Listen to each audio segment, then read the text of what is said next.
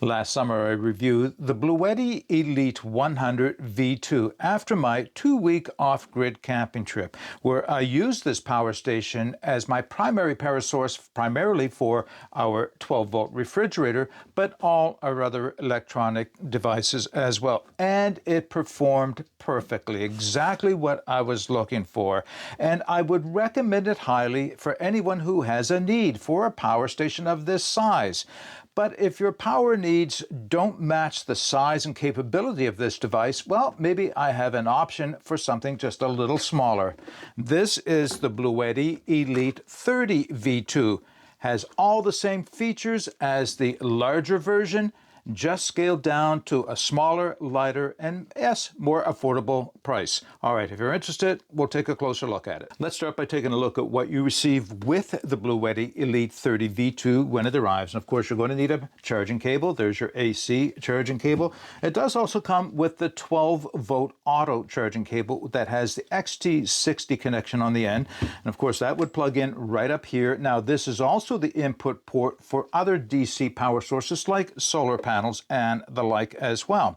Now, what you cannot see is what's inside of the device, and that is the battery. So the batteries are the lithium iron phosphate style.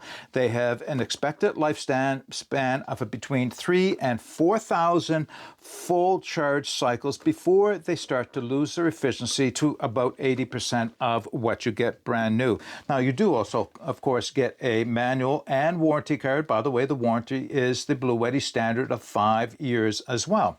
Now, there are a few key features worth noting before we get into a bit more of the technical specifications.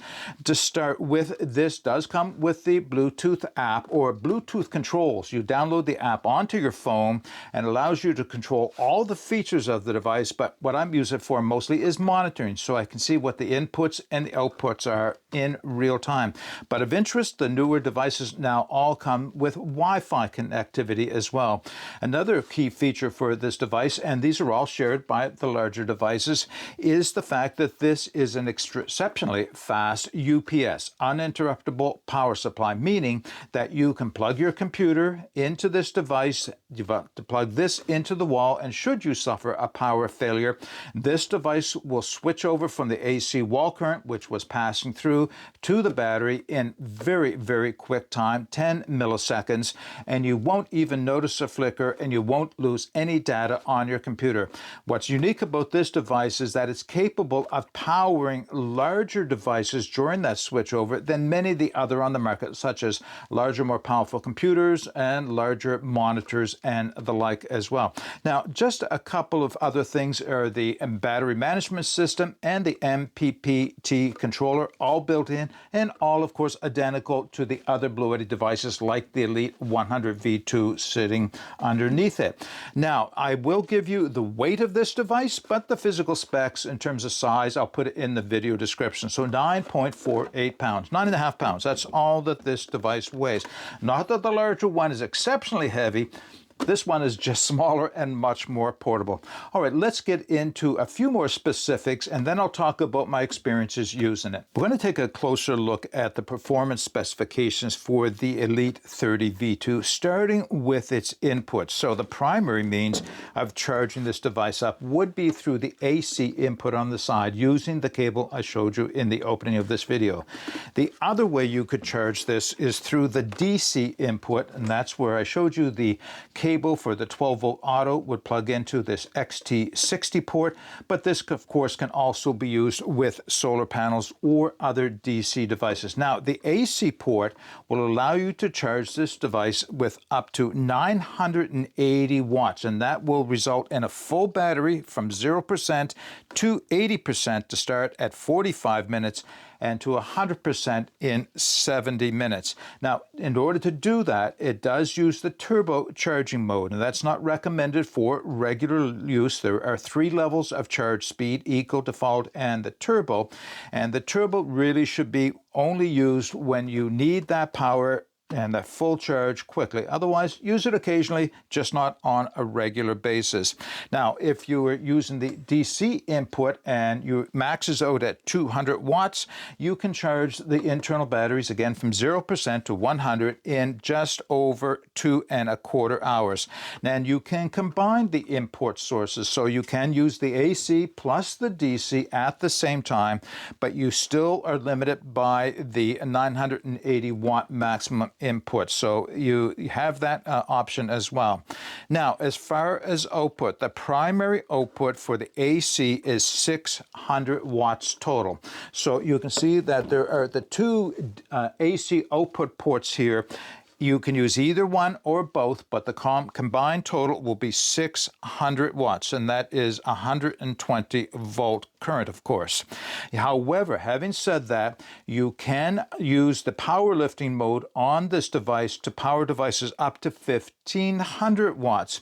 Now, how that's accomplished is that the voltage will drop while the watts will rise, so it's only limited for use with certain devices, ones that are considered resistive loads. Your coffee maker, that would be the best example. It's a heating device. It doesn't have a motor. Motors with devices should not be, or devices with motors should not be used with the power lifting mode. Now, there is a number of output ports for DC. You have the two USB Type-C ports down here.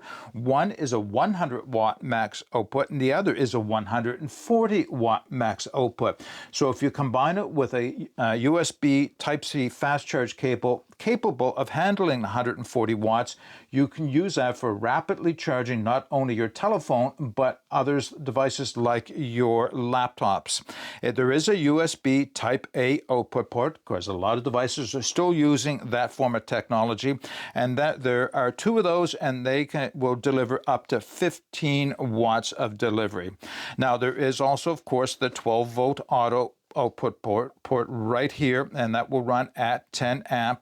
And there are also two DC 5521 barrel ports, each delivering 12 volt at 5 amps. Now we're going to take a moment to consider why you might decide to buy the Elite 30 V2 as opposed to the larger Elite 100 V2. And really it comes down to what it is you plan on running off of your device or recharging with your device. So you have to take a look at all the devices that you're considering running and looking at the power draw. For instance, this will run a refrigerator, my 12-volt refrigerator I used camping last year, just as well as the larger one will, but not for as long. Whereas the larger device will give me 24 hours of runtime at the height of summer. The smaller device is probably going to last me 8 hours, maybe even 10 hours, but not much more than that. So they will both power that 12-volt refrigerator, just not as long for the smaller device. So consider that. Now, if what you're charging or recharging or running is your computer, your entertainment centers, your cell phones, well, for instance, this will charge my cell phone probably 30 to 35 times. I think that's plenty for a power station to do. But you can charge all your other small electronic devices, everything from your, maybe you have a drone, your camera, that's something I do use it for, my power station's for. Those types of things, the smaller one will serve just fine. Now, what you may find is that it is not large enough for running a few of your home appliances. This will run my home freezer, not for an extended period of time again, but it's not likely to run my home refrigerator. Most home refrigerators run right around the 600 mark and maybe a little bit more than the 600 mark. So this may not be the best device for doing so. How are you going to know what your items run at? Well, if you take a look at the device, you'll find that there's usually a plate on it somewhere that has some of the technical specs, including what the rate of power draw is for that device. It will probably tell you if it's a refrigerator, 600 watts while the motor is running, the compressor motor is running. So that's something you calculate in. You do also need to know that there's usually a larger draw when the motor or compressor motor motor or any motor kicks in for up to a few seconds, where it will spike up over whatever the rated is and then settle into that. So you have to ensure that your power station is capable of handling that spike of power before it settles into its running draw on the power station. So it's a bit of an exercise. So how are you going to know? One, you can take a look at your device, the bottom of your coffee maker, the back of your toaster, your microwave, your slow cooker, whatever it is you feel you need to draw off of it. Certainly lamps and fans and things like that are no issue. Heaters, that's another issue, of course. This small device will not run a space heater because they do draw a lot of power. It'll run the fan, just not the heater element because of that.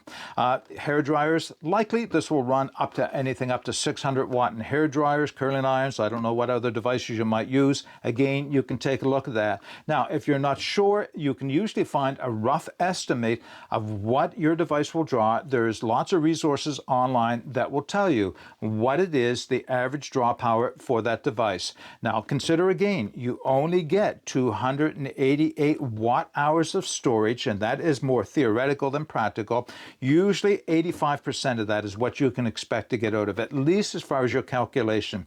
And that will tell you how long your device will run at whatever wattage it's drawing. So it's just a little bit of math, very easy to do, and actually the manual is a great guide for helping you with that as well. So if all you have is a small power needs and you don't need a huge power station to run your furnace or anything else, the small one is probably all you need to invest in. Smaller, lighter, less expensive. You're not giving up any of the important features by going with the smaller device. It's just the storage capacity and the maximum output.